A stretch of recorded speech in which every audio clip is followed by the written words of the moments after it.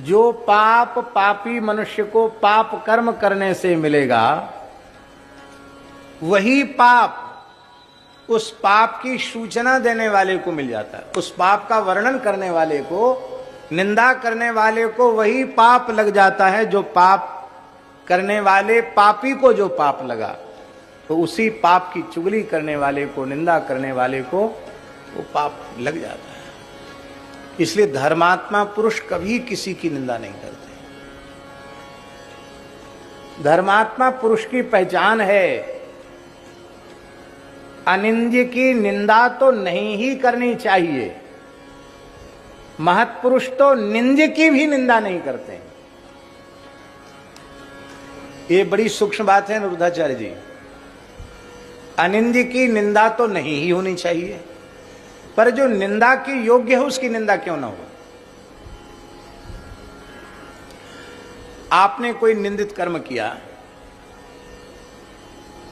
और हमने उस निंदित कर्म का अपनी वाणी से वर्णन किया, तो आपके पाप का तो कोई प्रायश्चित हुआ नहीं, क्योंकि आपने किया नहीं तो होगा कैसे। बिना किए पाप का प्रायश्चित तो आपका हुआ नहीं।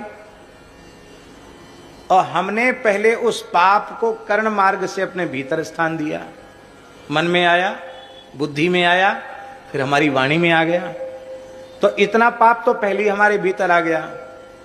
फिर जो पाप, महाराज जी, फिर जो पाप एक बार मन में आया है, बुद्धि में आया है, वाणी में आया है, वह दिन दूर नहीं कि वह पाप तुम्हारे व्यवहार में भी आ जाएगा।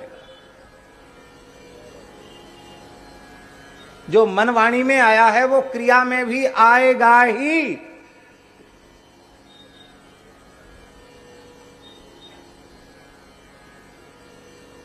जिसका चिंतन करेंगे, ये गुण का चिंतन करेंगे तो गुण आत्मनिष्ठ होगा, भगवत चिंतन करेंगे तो भगवान आत्मनिष्ठ होंगे, और दोष का चिंतन करेंगे दोष आत्मनिष्ठ होगा।